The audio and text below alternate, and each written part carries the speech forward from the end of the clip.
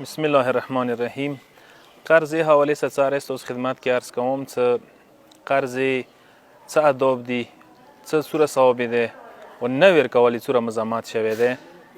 قرآن 200 سوره بقره 282 نمبر آیات ډیره اوږده آیات ده. صرف ابتدای ته ښیم څه پروردګار علمي یا ایها الذین آمنوا اذا تداینتم بدین الی اجل مسمى فاکتبوه وليكتب بینکم کاتب بالعدل. چې کله تاسو قرضه یو بل ته ورکوئ په کار دی چې هغه قرضه ولیکئ شي، باقاعده ریټن شکل کې راشي په کار دی، او په کار دی ګواهان ورباندې وي، ټایم یې په کار دی ولیکئ شي، څومره ټایم دپاره یې ورپسې ټایم یې ولیکئ شي، او ټایم یې په کار دی مقرر وي، ګواهان ورباندې وي، لیکلی وي په کار دی. تو داسې بعد کې مسالې جوړ نه شي. مو اول دغه اصل اصول سره رعایت کوو نه، قرضه چاته ورکوو نه لیکو او نه ټایم ورسره مقرروو، او په سوال ټایم یا نه وي معلوم، و نه ورباندې ګواهان وي، بیا ډېرې مسالې همدې واجې نه جوړېږي. ټیک دی، قرضې ثواب ډېر زیات دی. دې حده پورې چې صدقې په باره کې ویلي شي دي چې صدقة بعشرة والقرض بثمانیة عشر.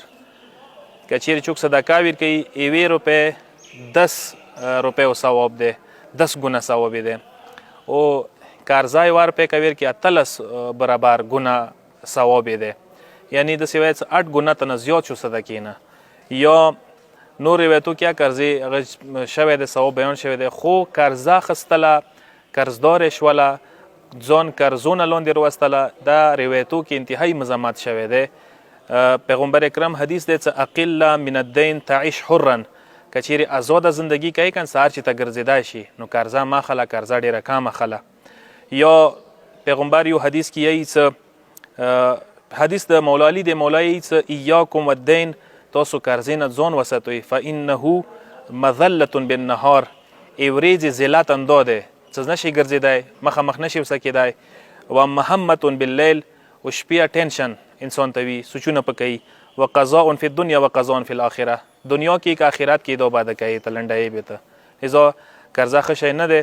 یا روایت دی مولا کثرة الدین تسیر الصادق کاذبا والمنجز مخلفا، څه قرضې نه ځان ځکه وساتئ چې ډېره قرضه چې کومه دی یو ریښتون انسان دروغجن ثابتوي، او یو خوشقول انسان چې هغه قول و وعدې باندې عمل کوي هغه بدقولی جوړوي. تاسو ته پته ډېر کسان چې هغه قرضې خلي، قرضو وجنه د بدقولي شي. مولا علی حدیث دی مولا چې الدین رق، قرضه غلامۍ دی، فلا تبذل رقک لمن لا یعرف حقک، پس خپل ځان یخ کس اختیار کې ما ورکوه چې هغه ته حق نه پیژندي. یعنی مطلب دا چې هر چونه قرضه ما اخله، قرضدار ځان ما جوړوه. ایمو معاشره کې یوه بدبختي انده دی چې یو خو قرضې سیستم ډېر زیات چلیږي دلته، او دا ټیک دی خپل ځای کې څه قرضه واخیستلی شوه. دویمه خبره دا چې دلته قرضې سره اصول نشته، سره نرخ نشته دی، چې مثلا لیکلی شوی وي، ټایم یې مقرر وي، ورپسې ټایم یې مقرر وي، ګواه ورباندې وي، او څه ضمانات وي چې دا قرضه ورپسېږي، دا نشته دي. قرآن حکم باندې عمل نه کوو، او خصوصا چې یو شي بالکل رعایت نشته دی، هغه قرضې ورپسې دی. معاشرې کې ټول نه غوټه بدبختي انده دی چې موږ پردي مال ته حق الناس ته حق الناس نه یو. خدای خپل حق نه چې حق الله بلای شي، کیدای شي چشمپوشي ونه وکړي، قیامت کې ته وبخښي، اما پردی حق ایوه نه ویلي چې کومه دی هغه نشي بخښی، څو پرې ښځه ته بخښلي نه وي. زه ډېر کسان داسې دي چې هغه مارکیټ کې دکاندارانو څخه خاص کر هر چا څخه قرضې لري، اما قرضو په سوالي سوچ نه کوي. موږ 50 لاک 1 کروڑ خونه جوړوای شو، خو همغې خونې کې څه ډېر وړوکی کار چا کړی وي، هغه کیدای شي قرضدار باندې بیا قرضه نه شو لنډوی. کوشش وکړو، په کار نه دی چې انسان قرضه پردی مال ځان څه وساتي، ځان څه قبر ته یوسي.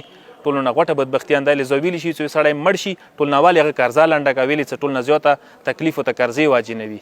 کوشش وکړو انشاءالله دغو قرضو نه ځان وساتو، که چیرې پردی قرضدار باندې وي هغه په کار دی لنډوو، تا دا څه حق الناس نه محفوظ شي. والسلام علیکم ورحمة الله وبرکاته.